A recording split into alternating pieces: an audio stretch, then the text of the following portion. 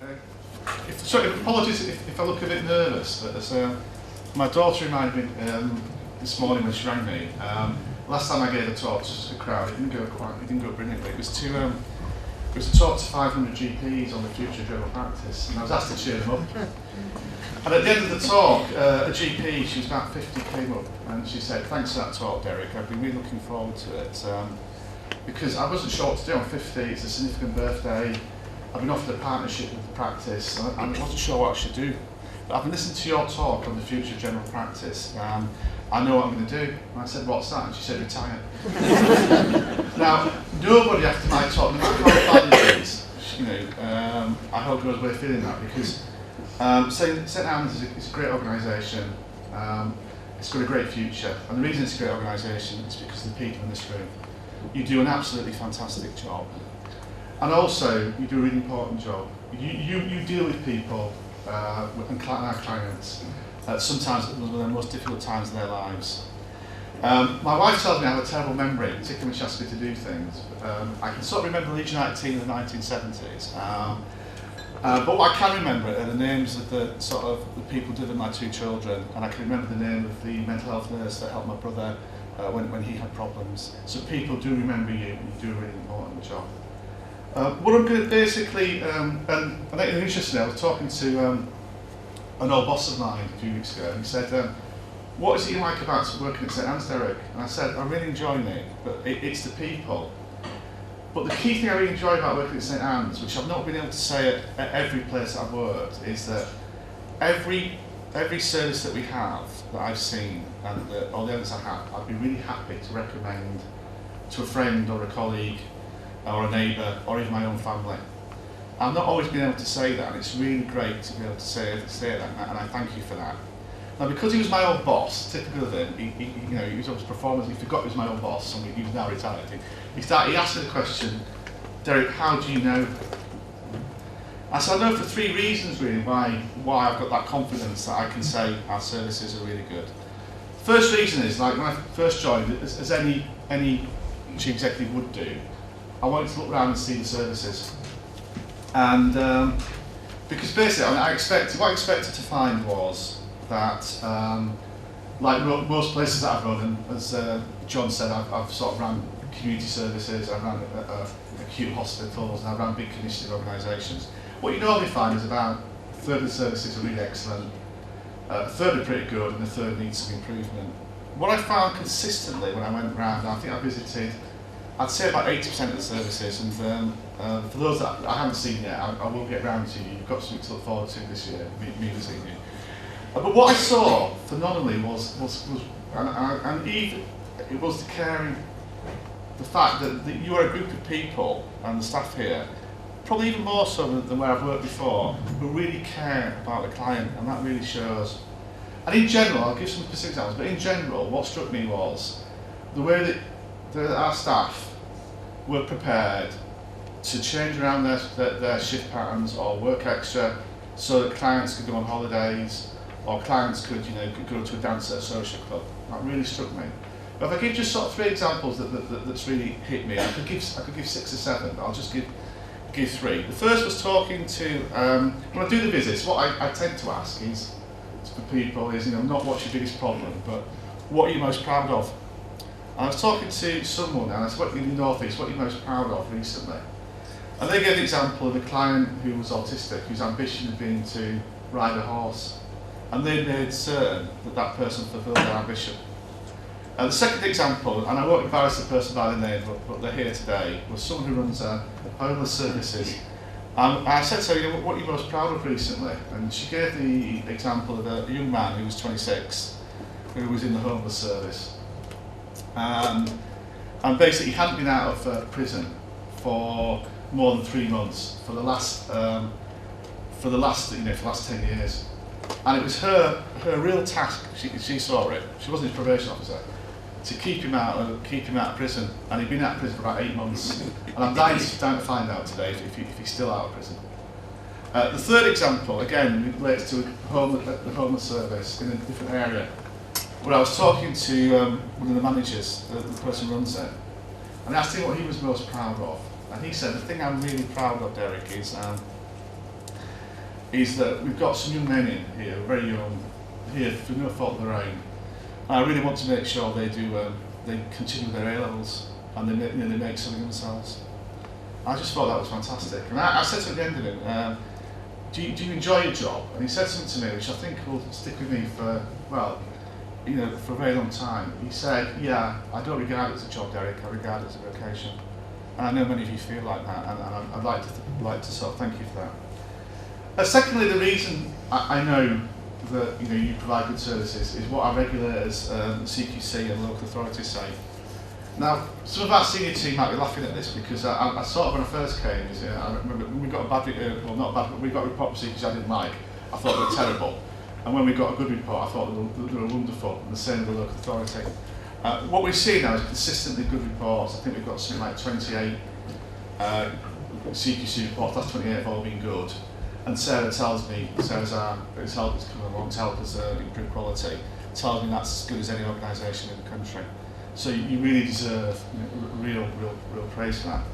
But when I sort of read the reports, what we see, and if you could just, are these comments, and they're really consistent and throughout all reports, and they're just sort of fantastic comments. Your staff displayed kind and caring attitudes and treated people as individuals. People were happy living at the home and felt well cared for. And what I love, that I've seen a couple of times now, is this did not feel like, this felt like somebody's home. How wonderful is that? To have that said by an external inspector who are normally experts in this area. The third bit as well, and probably the most important bit why I know that these services that we run are really good and the hard work that you do, so is what our clients say. And there's some really lovely comments. I spent this Sunday at Oxley Court in Huddersfield talking to clients and the families and the staff there. And again, they echo many of these comments. And I love the sort of comments that I know my brother is the best hand that he can be with you there. So just thank you for what you do in terms of the care that you give. As a chief executive, it's fantastic for me to have that sort of confidence that the staff are so engaged and so caring. However, and there's always, when your boss or chief executive gives you a compliment, there's always a but, isn't there? that sort of comes along with this. There's a sort of an old saying, and it sounds a bit silly, but if you want to stay the same, you've got to change. And I think what's meant by that is that if we want to continue giving this level of care, we've got to make sure we keep going. And it's interestingly, the dreadful thing that's happened with sort of British Home Stores and all those poor people who may become unemployed is that British Home Stores didn't continue. It was good 20 years ago, but it didn't continue to strive to improve, as Terry said, to improve quality. And we need to continue to face a few challenges next year. Now, the biggest challenge that we're facing, and we're not alone, similar to most organisations in both health and social care, is the sort of financial challenge that we face. We know from sort of Chancellor's forecast, which I'm sure you all read, and I could if asked you could tell them what they were. But we know that for the next 3 years, what the prediction is continuing austerity, then hopefully there'll be a surplus and there'll be some more investment. So we've got a sort of 3-year time period where we really need to focus on the sort of finances. And we know that any sort of cuts that the local authorities have get passed on to organisations like ourselves, really. So what we're going to do in terms of tackling that sort of issue is, well, first of all, what we're not going to do is we're not going to sort of slash and burn, and we're not going to compromise on quality. We are going to have to make savings, but what we're going to focus on basically is areas that don't harm our quality, the quality that we give, and areas that don't impact on our staff. And that is a tough ask. But if I could just give you potentially just 2 examples. The first example is sort of agency costs. So if we look at this year, we spent 2.5 million on agency. The year before we spent, I think it was 1.5. So that's for the mathematicians here, that's an £800,000 increase, or about 2% of our turnover. Now we know actually that from the perspective of continuity of care, that it's best not to employ agency, best to employ our staff. So we're going to look at areas like that to save costs rather than try to reduce quality. I hope that actually might even improve quality.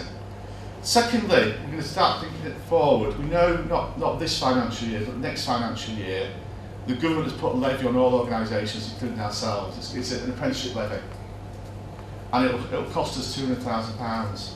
So instead of just paying over that £200,000, what we're going to do is actually look with staff to see if we can actually have some useful jobs for apprentices and actually employ them ourselves and get the benefit from that sort of funding. So that's the approach we're going to take around this. I'm going to put together hopefully a good 2-year to 3-year financial plan that gets us through that period. To be a little bit more optimistic about it, we are in a good place where it's St Anne's because we do, if necessary, have reserves that lots of organisations don't have. There's also some evidence that the government is starting to focus on areas like learning disability, mental health. So for instance, they have put aside some money to help people learning disabilities in institutions be treated in the community, which is exactly what we do and what we'll be doing work with really. So that's a financial challenge, and I hope you've got a sort of sense of how we're going to approach it. I hope you've got a sense of some reassurance that we're on it and we are focusing on the right areas. There are other things that if we hopefully we meet again in the next sort of 12 months, that hopefully we will see some changes out. One of them sort of briefly is around tendering. Unfortunately, I don't like tendering. I just think it's not good for staff. We get a service for 3 years, we invest in it, and then the commission's put it out for tendering. It destabilises staff. It makes it difficult to invest in it and so on. But unfortunately, we have it, and we have to do it. Sorry, if you go back. Sorry. We have actually a good record in terms of winning services. As you can see, this year we've won some new services in Leeds. We've retained a number of services, and we've grown in areas like supported living and disability care. But I think we just need to improve on that. And what we're going to do, we've employed a full-time person now to work on that because it's just so important.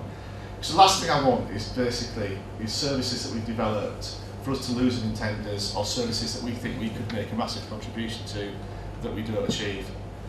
So we've basically strengthen that this year, and hopefully we'll even improve on the record that we've got so far. Second area, and Terry talked a lot about this actually, was innovation and good practice. I said sort of that we actually do quality really well, but I want to keep sort of stressing this thing that we've just got to keep improving, and we can't sort of rest on our laurels. And we have some really excellent examples of really good innovation.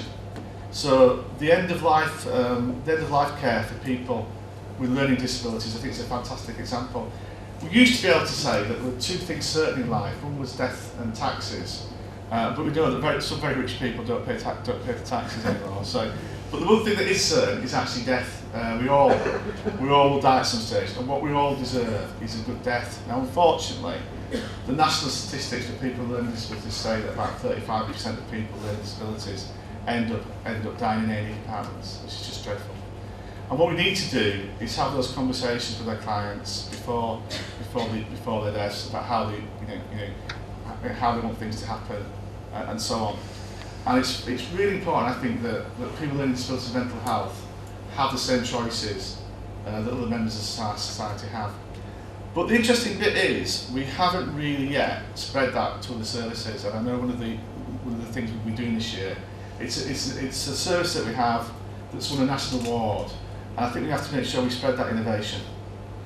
One of the things we've also done around innovation is we've put forward, and many of you will have applied for this, for innovation awards for services where we've funded some initiatives that you've put forward. And what we'll be looking at those over the next year or so to see if we can replicate their success in other places. The other bit is a quality improvement team. Many of you may have had a visit from it. The purpose behind that team basically is to really help, and most services should get at least 2 to 4 visits a year from it, but just to make sure we're all being consistent and we're all following policies and procedures, and to help people and give them confidence that when we get a local inspection from local authority or a CQC visit, but also probably more important, to spread good practice, so that if they see good practice at one place, they can make sure it gets replicated across the organisation. The other area is around sort of information technology, and again, I won't go into too much detail about that, and Terry mentioned it because Simon, who's been helping us, is going to talk a bit more about that. But hopefully, if we sort of meet again this time next year, what will we be in place is something called the DATEC system. And what that does is allows us very quickly, if you have accidents, falls, or we get compliments and so on, we can put it, you will all go on the system, and I can, if I'm worried about the number of falls we're having, I can check how many we've had instantaneously without someone having to go through loads of pieces of paper, and I can check the number of falls we're having in certain services compared with others to see if those services need some help with something. So you find that will be a very helpful system around safety. You should see also some more kit as well. We've put aside some money for some more kit as well. Around broadband as well, Simon's done some good work around broadband, and I'm very keen to improve the broadband to some of our services, given the geography that we go across, and also to see if our clients can access broadband as well. Also that you have access to the most up-to-date protocols and access to most up-to-date education. I'm not going to sit, I was sort of saying to someone this morning, I'm not going to sit here and say that within 2 or 3 years we'll be a paperless organisation. Every chief executive I've ever worked for has got up and made that promise, and it's not happened. Actually, the first time someone made it was in my first job in 1987, so I won't do that. The next area, sort of final thing I'll talk about in terms of the future, is around trying to improve client involvement. And I'd really be interested in ideas from people in the room and our staff on how we do that. I mean, there are suggestions around when we do some of the quality teams or some visits, maybe bring clients along as well to talk to other clients and so on. I also want to improve staff involvement, because the innovation that we talked about, we gave the example, and I'm sorry to pick on one example, but we gave the example of the end of life. That didn't come from me, it didn't come from, I don't think the SNT, it actually came from the staff there. And we need to really involve staff, and I actually don't like using the word staff, because I think staff and management sounds a bit hierarchical. I regard you all as colleagues, partners in what we're doing. But how we can actually make sure we listen to you in terms of your ideas, in terms of how we can improve, and also in terms of ideas about how we might be able to save money and so on. And finally, a bit about sort of partnership working. I've said a lot of nice things about St Anne's. I've been here 6-7 months, and they're well deserved. But I think one thing we can do potentially a little bit better is maybe look to work in some partnerships with other organisations on developing services. What we can also, I think, do as well is maybe look to pinch other ideas from other organisations. What I call stealing with pride. Even the worst organisation does something I think we could learn from. So I think next year what I'd like us to do is maybe just look at some organisations. We did try to encourage staff to become CQC inspectors so that they would look at other organisations. Unfortunately, CQC aren't recruiting at the moment, but if they do again, I think that's something we'll do. But I think this outward sort of sense of talking to commissioners, looking at partnerships is really something that I'd love to encourage next year, something hopefully you'll see a bit more of. So in conclusion, hopefully if we meet again this time, well, when we meet again this time, let's be confident about it, when we meet again this time, next year, hopefully we'll have a really good, we'll have a lot of confidence over the financial position of the next 3 years, and that is our biggest challenge. Hopefully you'll see improvements in areas like IM&T, hopefully even quality, we'll continue to push forward in those areas, and some of the other things that I talked about. So if I'd like to conclude on 2 points really, just by thanking people. If I could first of all sort of thank the senior management team. I was going to run a competition about if you could guess how many years the senior management team had sort of worked at St Anne's. Because they look so young and healthy, I didn't think anyone would get it really. But they're a great bunch of people, and they've been really supportive to me, despite the fact that I like most new chief executives, you want everything done yesterday. So thanks very much for their support and their help, and also for what they've done, not just this year, but in the sort of past years for St Anne's. I could also thank the trustees. The trustees take on a great responsibility. We're an over £40 million organisation. We employ over 1,500 people. We deal with probably the vulnerable people, very vulnerable people. you only have to sort of read, I'm not putting them off now, but you only have to read when things go wrong, what happened at Kids Company and the impact it has. They're not paid for this, they've taken on this duty. So I'd really like to extend my thanks, particularly to Alison, who's been the chair for a number of years, and to Terry for taking on what is a big responsibility, and to all of the trustees. I just think they do a fantastic job. And finally, to the staff, to you really, I much prefer to work with my colleagues. I started off by saying that what made me most proud about, I was pleased about working at St Anne's, is that I could say to people, you know, I could recommend our services to anybody. And I really mean that. Probably one of the worst 2 or 3 hours of my career in the health and social care was about 10 years ago in Derbyshire, when a nice couple, they were just really nice people, they were aged about 75, and they came to saw me because I was responsible for the health services in Derbyshire, and they said, you know, Mr. Bray, could you know, we're 75 years of age, we have a daughter who's 37, she has Down syndrome, could you guarantee to us that, you know, when we can't look after her anymore, or if we die, that you can look after her or your services as well as we can? And I couldn't look them in the eye and say, we can. What I really like about working with St Anne's is that if those people came to me today, I could say, you know what, given the staff we've got and the services we've got, not only can we look after them as well as you, I think we can look after them better than you. So thanks very much. Look forward to the rest of the day and meeting you over lunch. Please don't come up to me and tell me you want to retire. Thanks so much.